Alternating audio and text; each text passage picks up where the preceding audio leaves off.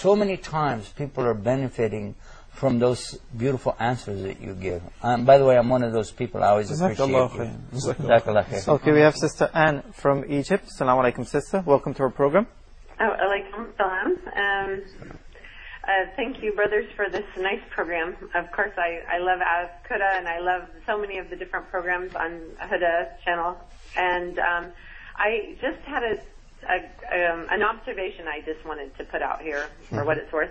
I know that Camellia Autabi, she had an orphanage, and she was always accepting donations and things like that. And then it got to the point that, you know, maintaining the orphanage on donations was not so stable. So she started a school, and then she built on that so that she would have a means or a source of continuous money off of projects like that. So I wondered, I realized that would take money to start a business of some sort or a school. I do understand that, but that would be like renewable funds, whereas if you're just relying on donations all the time, it's so unstable. And I don't know if that's ever been pondered, or, you know, the business community could come together and think of something where everyone could benefit.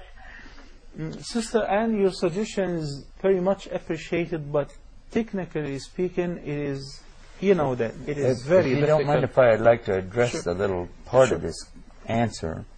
Sister, you have to understand something. This is not like anything else in the media. We don't want to have the kind of connection with a commercial entity, because by turning it into a business or commercial thing and start doing that, what happens, and it's just natural that it will take place, that the kind of people who have to come in and run it as a business will turn it into a business, and the next thing you get ads for this, commercials for that. Then you got all of a sudden, don't make this haram anymore, because guys, you know, we're supporting you guys. Don't say riba's haram, or don't say this is haram, and put this on and put that on, and just go sit in your office and be quiet. We need to sell this and sell that. And Islam is not for sale. That's it. At Huda, Islam is not for sale. Okay. Okay. But you know what? It was a good idea. Your proposal, your idea is very much appreciated. I wish that it is the same idea of the Islamic waqf endowment. Yeah, a trust. With which finally we managed to support Islamic centers and dawah causes in the States for a long term. But here, I really don't know how can we do it, because if we focus on the da'wah, then at least somebody else have to step in and say, you know what, I have a big business. I'm dedicating a portion of that to, don't worry about some part of the expenses for good. So this is one way that we can sponsor or adopt your idea. But for us, in order to get into business, then we change the non-profit business into a profitable business. And this is not our field. I was in business for a number of years, long before I came to Islam.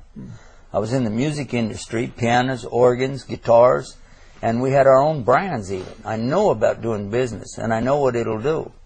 But what we have now is something too precious, too valuable to even scratch the dignity of by getting involved in some of these things. However, exactly what you said and what Sheikh said fits. And that is, people who are in legitimate halal businesses would like to donate a portion of that, and then with no strings attached. This is another point. We don't need strings attached to anything.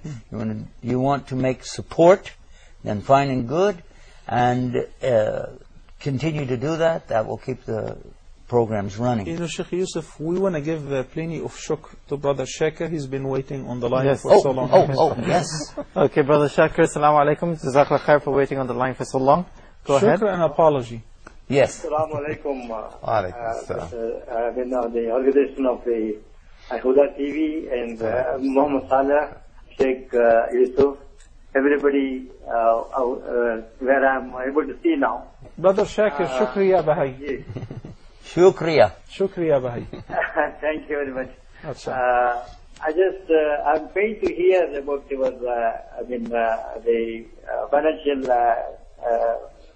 financially on weak. I don't expect this to happen, because I pray Allah Ta'ala not to bring any bad news about this. like the one which you are talking now. So I want to try because I'm jobless now. I'm about 60 years old. MashaAllah. My son is working in Saudi Arabia now. He recently got a job for the last 1.5 years. He's working. And I will tell him to contribute something to you. Barakallahu feek.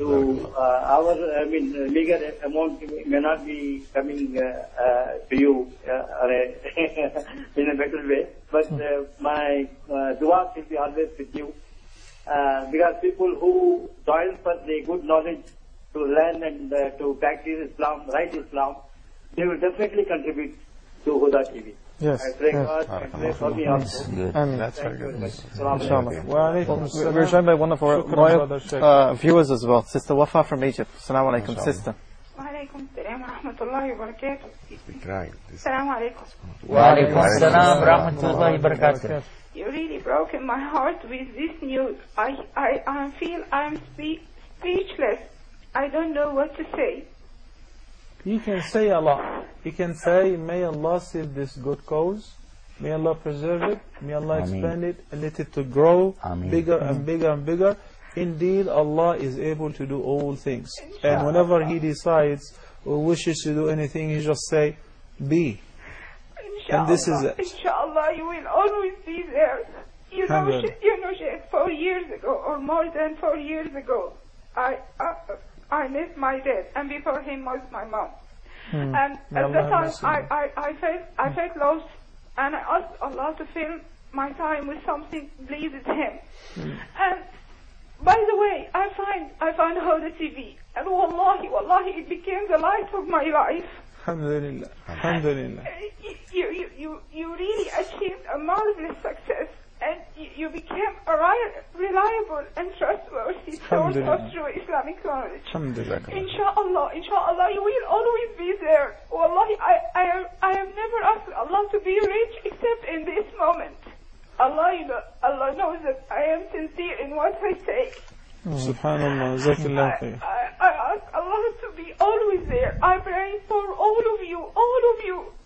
May Allah bless you all. Jazakallah khair. Barakallah feek. You know, Sister Wafa, before the program in the fitting room, Sheikh Yusuf and I told him that I wish I was a multi-millionaire.